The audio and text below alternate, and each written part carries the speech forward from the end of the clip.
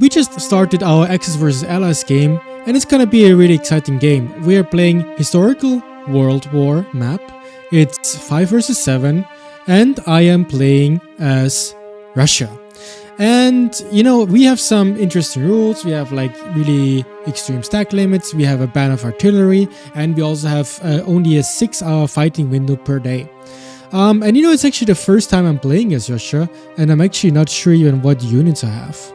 But basically, Japan and Manchukuo are not gonna be able to attack me until later in the game, and also Germany has to first basically achieve a few goals before they can attack me, and also I can attack them instantly. And yeah, that's nice. France just joined the game, and yeah. So, and there's good players on both sides. It's a very balanced game actually. So it's gonna be really hard and challenging, but also exciting. So first we can do our research. What are we researching? We definitely want to tack into some high-level infantry, I think. But wait, let's have a proper look at what we have. We start with 26 militia and 25 infantry, so we basically want to tack both because we already start with so many. And then of course also interceptors. You know, 11 light tanks. I guess we might want to tack that. Yeah, I do think I want heavy tanks. We can do that too. I think I'm just gonna start tacking infantry here. Maybe also militia straight away. Oh yeah, I think that makes sense because star units are banned here anyways. So we can get that straight to level 3, and then we have all the militia level 3 basically at max level. Alright. So how it is in this game, basically all the Axis countries they want to expand. So basically we have Romania, Germany and Italy here as basically the European axis that make a team, and here the Asian axis that are in the east. But again, like, we don't have to worry about Manchukuo and Japan because there's rules that basically make them not be allowed to attack us. So Japan is mostly gonna fight the USA and Australia, and maybe UK and France here. Our goal for the early game is to basically snatch these countries here. Basically, how it was historically, there's a rule that we're not allowed to attack Finland, and then we might also maybe be able to expand somewhere here. I think, of course, we grab Tanatuva, and then we kind of have to think about what of these countries we want to attack. So basically, we're just preparing for the invasion of Poland because, yeah, you know, it's basically historical. I don't want Germany to get all of Poland. The further I push him away, the better for when he probably launches his invasion. I expect Germany to attack us at around day 6. Something like that. Alright, so we queued a lot of infantry. I think that's good. So I guess at this point we can maybe just spend the rest of the money on industry. But yeah, you can already see how the map is gonna look like. And all of this is gonna be red at some point. And our team is gonna attempt to hold France. And it's gonna be interesting how France is gonna perform. Whether they are able to hold France, whether they inflict losses, whether they have to fall back quite quickly, whether they fall back to France, how Egypt is gonna perform. Wait, where is he going? Why is he going here? Well, that's a little bit weird. Where is he going? Oh, that's artillery. Alright. So basically, what is my strategy? My strategy is to make, I think my army is gonna be militia, infantry, and then heavy tanks, and then interceptors, maybe, and then also some strategic bombers. And then, yeah, you know, my plan is to then just hold off everything, hold off the big attack of Romania and Germany. And I wonder if also Italy is gonna attack me. They might. It just, I guess it depends what's gonna happen here. I hope that Egypt will be able to push Italy at the start and maybe relieve some pressure from France. I think it would be good for our game if we can kick Italy completely out of Africa right at the start. And then, you know, threaten landings here while they push me. So, but basically that's the start. And by the way, that's the start for basically every game. So we know first we do our research, then we send our units everywhere, we make stacks, we prepare, we send them to the front of the countries we want to attack, and then we basically look if we want to use resources to put into units early. That helps us to expand faster. And if that is not the case, or once we put enough into that, then we can spend the rest of our resources to make industry. And that's basically what I did. And now at that point, there's basically nothing left to do. All our units are going somewhere. We have no more resources. We basically have a mental plan. And yeah, so that's basically everything we need to do for day one. So day change is about to happen, and we have our other players that have joined in the meantime. So there's day change in around 1 minute. And once day change happens, we are gonna start marching into these countries. But anyways, so our strategy is still to defend France. UK is going for strategic bombers. France is mostly building tanks, I think. And then we have the USA, who's positioning in the Pacific. Oh, and we also get a reveal on Japan. I was getting a little bit worried that Japan might actually be planning to rush USA and kick out the USA right at the start, because technically they would be allowed to do so. But it does seem that Japan is going for a strategy where they first grant to China. So we see Romania is already moving as well. I guess Romania is going for Lvov. That's what I would do. But I mean, it's 1 VP. It's not gonna decide the game here. But the game really does seem quite competitive, I have to admit. Oh, Italy is already fighting. Italy already declared war, I guess, to sink these convoys. And Italy here has 3 units and a medium tank, which seems to be just enough to deter our British Egypt players from actually hitting. But I think he could hit anyways. You have here 10 defense and 13 attack. Might get a little messy. We see also Italian units here. Our UK player is already positioned quite well to actually push into Italy. But yeah, our economy is also going good. We are producing industry, and we are producing basically a lot of infantry. Mostly infantry. And our research, we're trying to get heavy tanks and infantry as well. Because heavy tanks in this format are gonna be quite powerful. And basically, I'm gonna have stacks of infantry and heavy tanks. And how are you gonna push that? Germany is not gonna make tank destroyers, I don't think. Against mass infantry, I don't know, probably something like mass armored cars would be best, and what counters mass armored cars, heavy tanks. So I think heavy tanks with infantry, even though they're gonna be sort of slow, they are gonna be quite beefy, and that's exactly what I want, I think. Alright, so we are approaching the end of day 2 already. And actually this game is going really, really nicely just from how it plays. So I've been able to manage to sweep up a bunch of Poland. I have my 5 unit stacks. I feel like they just feel very nice to move around.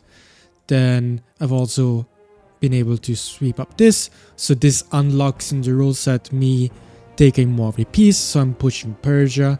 And I'm also pushing here. And actually Manchukuo and Japan did a very interesting move, because the rule set basically made them that they have to attack the USA before being able to attack any country except from Xinjiang, Tibet, nationalist and communist China. So what they did is immediately at day 2 they declared war on the USA, so that Manchukuo was able to push in immediately into Mongolia, and then they actually caught the USA off balance, and so Japan was able to kill like 7 of the USA's units while the USA was not really prepared. So that's actually a smart move, I think, because the USA, of course, would like to macro a little bit and only fight a little bit later. So if the USA, if Japan is able to use the advantage of starting with more units to actually push out the USA from this area, that might actually be a winning move. But they did go like a middle route between still using most of the ground units to push to China, and I guess also here, and only using a little bit of units, for example, to land here. I feel like they could have gone a little bit more extreme on this strategy. Like if you're gonna rush, right? So I feel like they could have, if they're gonna declare war on the USA in the start anyways, maybe use like 20-30 units to land here in much a bigger style immediately, because probably the AI China is gonna die anyways. You probably don't need as many units, I would think. And so I tried actually to cut Manchukuo off in Mongolia, but I guess it's the Pan-Asian thing. He just seems to be very fast, and for such a small country to actually wipe up the AI so efficiently is actually super surprising. I'm actually not sure how he does it. And also, so what I'm doing right now is I'm actually, like, I already produced a lot of industry. I'm keeping producing industry in my high efficiency locations like Moscow, and also in the rural cities where you basically start with double the resource efficiency. And I think I'm gonna basically fill all of them up to level 5 and level 3 in the rurals, and then switch to mass unit production. And I'm already switching to mass unit production, and I'm basically going down the route where I basically mass produce the level 1 units, and then I do a bunch of researches in the meantime, and then I later mass upgrade them to, whatever max level I can get before the fighting starts. But yeah, my army is still gonna be revolving a lot about heavy tanks and infantry, and I'm also gonna be ending up adding militia, anti-tank guns, and anti-aircraft guns, I think, together with interceptors and strategic bombers. And because I am spending so much money on industry, I have a lot of food surplus, so right now I'm spending most of my food on the support guns of anti-tank guns and anti-aircraft guns together with my infantry, to just basically finish up my food. And it's gonna be nice because I have a lot of level 1 ordnance foundries that I start with. I'm basically making use of them, and later I don't have to upgrade a bunch of ordnance foundries because I want to get out the level 4 anti-tank guns. It's gonna be nice to just have it anyways. And the same with the infantry. It's nice to have a bunch of low level infantry that you can then mass upgrade instead of having to mass produce, level 4 infantry bases so that you can produce some level 6 infantry. So you see I have a ton of infantry, and it's actually quite nice. And yeah, we can see that Canada is reinforcing the UK. France is still preparing for the attack of Germany. UK has their units already stationed in France.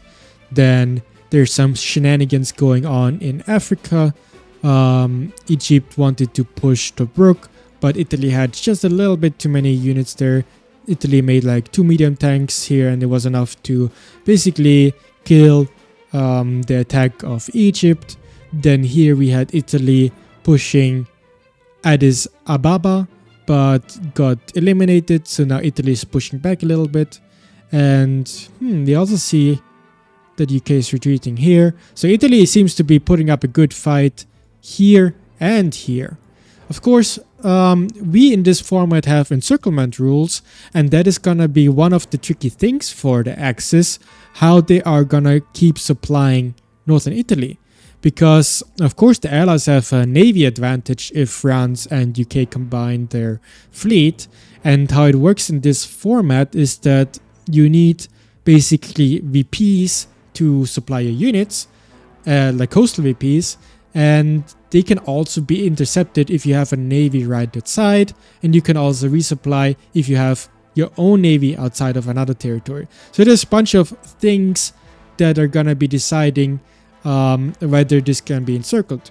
But if the allies are able to basically, together combine their navy and delete the Italian navy, and then basically maybe take Tripoli and put their navy outside of Benghazi and Tobruk, that would mean that all of Libya is encircled and Italian moves are not allowed to move anymore, and that would probably most likely lead to just the fall of Libya and a big victory for the allies.